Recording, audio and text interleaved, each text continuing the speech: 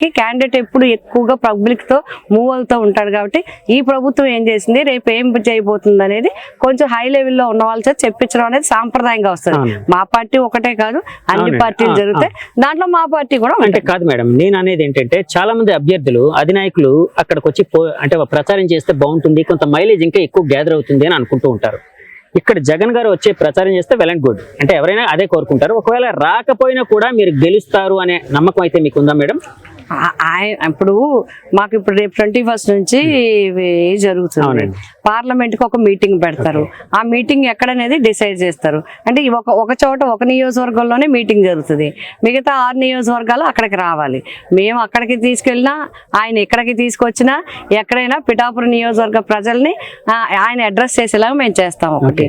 రెండోది, ఆయన రావటం రాకపోవటం కాదు, ఈవేళ ప్రచారం అంతా మేము వెళ్ళేదంతా, మేము చెప్పేదంతా జగన్మోహన్ రెడ్డి గారు చేసిన కార్యక్రమాలు, జగన్మోహన్ రెడ్డి గారు ఇచ్చిన అజెండా, జగన్మోహన్ రెడ్డి గారు ఇచ్చిన మరి చేసిన కార్యక్రమాలన్నీ మేము చెప్తాం. రేపు మళ్ళీ చేయబోయే కార్యక్రమాలన్నీ కూడా చెప్తాం. ఎక్కడైనా ఎప్పుడైనా ఆఖరి వరకు జగన్మోహన్ రెడ్డి గారే ఈ నియోజకవర్గానికి ఈ అభివృద్ధి ఏ విధంగా చేస్తారు, ముఖ్యమంత్రి గారిని ఏం చేశారని చెప్తూనే మేము ముందుకెళ్తాం. మేడం, మీరు అంటే చాలా చదువుకున్నారు, విద్యాధికారులు. సో అంటే మీరు ఏం చదువుకున్నారు నాకు ప్రాపర్గా తెలియదు. ఒక్కసారి, ఎందుకంటే ఇది సోషల్ నెట్వర్క్ లో ఒక రకరకాల ట్రోలింగ్ నడుస్తున్నాయి మిమ్మల్ని పవన్ కళ్యాణ్ గారిని కంపేర్ చేస్తూ. మీరు ఏం చదువుకున్నారు మేడం? మీ నోటి ద్వారా వినాలండి. నేను degree women's college, ASD women's college కాకినాడలో చదువుకున్నాను.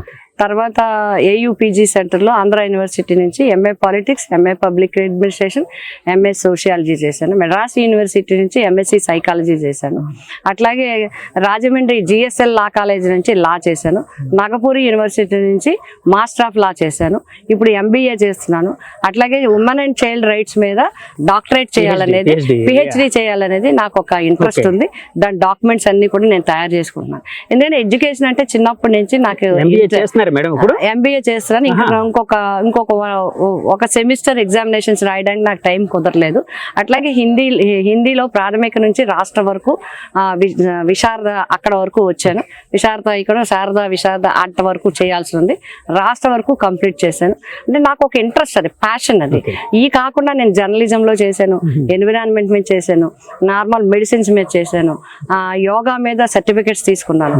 అట్లాగే హైయెస్ట్ సర్టిఫికెట్స్ ఇన్ ఫైనాన్స్ కానీ, అడ్మినిస్ట్రేషన్ కానీ, లోకల్ ఏరియా కానీ, స్థానిక సంస్థల మీద నేషనల్ ఎన్ఐఆర్డి నుంచి హైయెస్ట్ సర్టిఫికెట్లు తీసుకున్నది అప్పట్లో జిల్లా పరిషత్ చైర్మన్ గా, ఎంపీ రాజ్యసభగా వంగా గీత పేరే ఉంటుంది. Highest certificates 1 year courses, 6 months courses. నాకు ఇంట్రెస్ట్, అంటే ఒక సబ్జెక్ట్ చదివితే పరీక్ష రాయడం కోసం అన్ని చదివితే నాకు అన్ని బాగా ఉంటాయనేది ఉద్దేశం. మేడం, మీరు రాజకీయంగా అంటే రాజకీయ నాయకులు అంటేనే అసలు టైం ఉండదు. అంటే పర్సనల్ టైం అనేది చాలా, స్పేస్ అనేది చాలా తక్కువ ఉంటుంది. అంటే ఫ్యామిలీకి కేటాయించడం, ఇటు వీళ్ళందరూ వస్తూ ఉండడం, పబ్లిక్ ఎక్కువ టైం కేటాయిస్తూ ఉంటారు. ఇలాంటి టైంలో ఎలా చదవగలుగుతున్నారో, ఆ రహస్యం ఏంటో, ఆ కిటుకు అంటే సాధారణంగా వివాహం విద్యనాశనం అంటారు. నాకు ఇంటర్మీడియట్ ఎగ్జామినేషన్స్ అయిపోగానే మ్యారేజ్ అయిపోయింది. బట్ కాశీ విశ్వనాథ్ గారు, మా హస్బెండ్, మా అమ్మమ్మ గారి పట్టుదల వల్ల మాకు ఇంటర్మీడియట్ లోనే మ్యారేజ్ అయిపోయింది. తర్వాత చదువుకుంటా అంటే మా మదర్ ఒప్పుకోలేదు. ఇక్కడ మీకు ఒక విషయం చెప్పండి, మా మదర్ ఒప్పుకోలేదు. పెళ్ళైతే కాలేజీకి ఏంటి చదవడానికి వీల్లేదని. బట్ మా ఫాదర్ ఏమన్నా అంటే వైఫ్ అండ్ హస్బెండ్కి ఇష్టం అయితే మీరు చేసుకోమన్నారు. అప్పుడు విశ్వనాథ్ గారు నీకు చదువుకోవాలనుకుంటే చదువుకొని ఆయనే తీసుకెళ్ళి ఉమెన్స్ కాలేజీలో నన్ను జాయిన్ చేశాను. అప్పటి నుంచి ఏ ఎగ్జామ్ను కూడా నేను ఫెయిల్ అవ్వలేదు. ఒక్క ఎగ్జామినేషన్లో వంగా గీత ఫెయిల్ అవ్వలేదు. ఎగ్జామినేషన్ రాస్తే పాస్ అవ్వాల్సిందే. ఇప్పటి వరకు నేను రాస్తూనే ఉన్నాను, చదువుతూనే ఉన్నాను.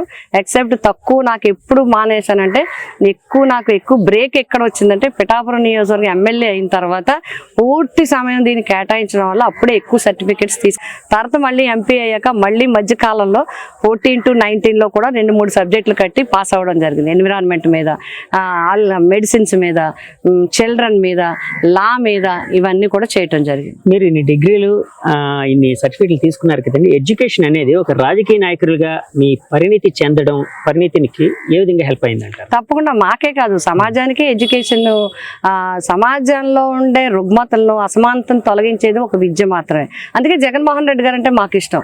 ఈ రోజు పేదవాడికి ఏదో పథకాలు, మధ్యాహ్నం భోజనం కేవలం పెట్టడం మాత్రమే కాదు, పేదవాడు అందరికీ కూడా విద్య నేర్చుకోవాలి, పేదవాడు కూడా అమెరికాలో వెళ్ళి చదువుకోవాలి, మంచి యాక్సెంట్ ఉండాలి, ట్యాబులు కూడా చదవాలి అని చిన్నప్పటి నుంచి ఇంగ్లీష్ మీడియం కూడా చదువుకోవాలి, అందరూ విద్యావంతులు. ఈ రోజు అసమానతలు ఎక్కడ పోయినాయండి? ఈ రోజు గతంలో అయితే అసమానతలు ఎక్కడ పడతాయండి?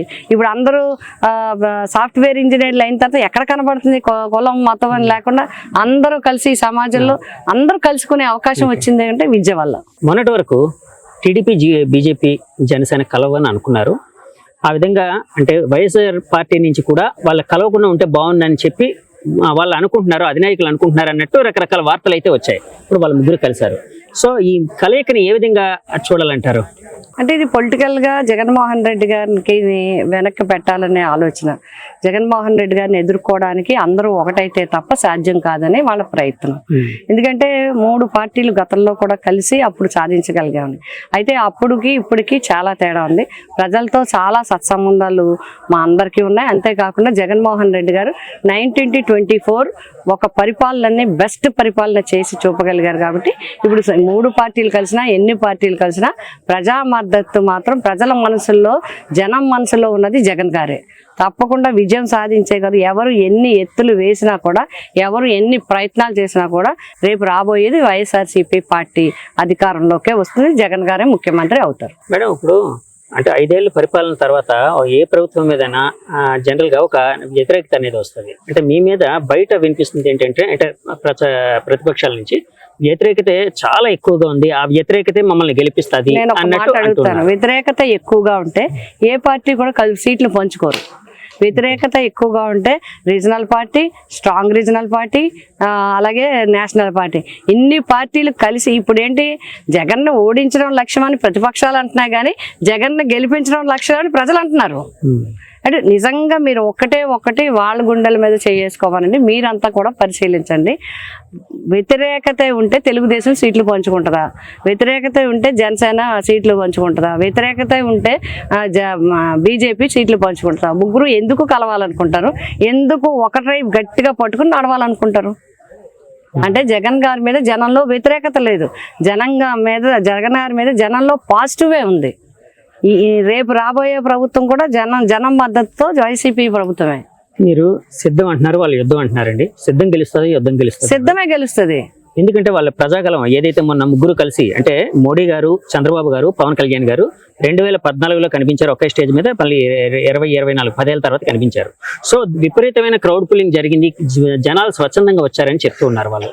సో సభను కూడా చూశారు, సభ మీద వచ్చిన కామెంట్స్ చూశారు, సభ ఎలా జరిగిందో చూశారు. మేమేం చెప్పక్కర్లేదు.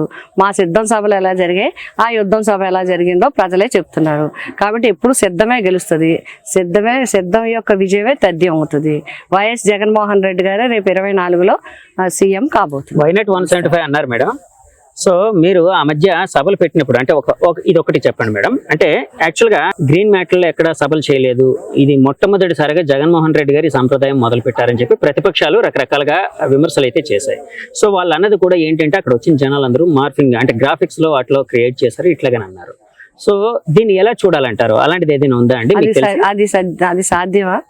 ఇంకేం చెప్తారు? వాళ్ళు ఫ్రస్ట్రేషన్ లో ఏం మాట్లాడుతున్నారు? ఇప్పుడు ఆపరేషన్ లేకుండానే మోకాళ్లకు ప్లాస్మా ట్రీట్మెంట్, మీ ఆర్థోపెడిక్ సమస్యలన్నిటికీ రోబోటిక్ టెక్నాలజీ ద్వారా తక్కువ ఖర్చుతో శాశ్వత పరిష్కారం, ఫ్రీ కన్సల్టేషన్, ప్రతి ట్రీట్మెంట్ పై 20% డిస్కౌంట్. ఈ ఆఫర్ కొద్ది రోజులు మాత్రమే, త్వరపడండి. V9 hospitals 9281465842.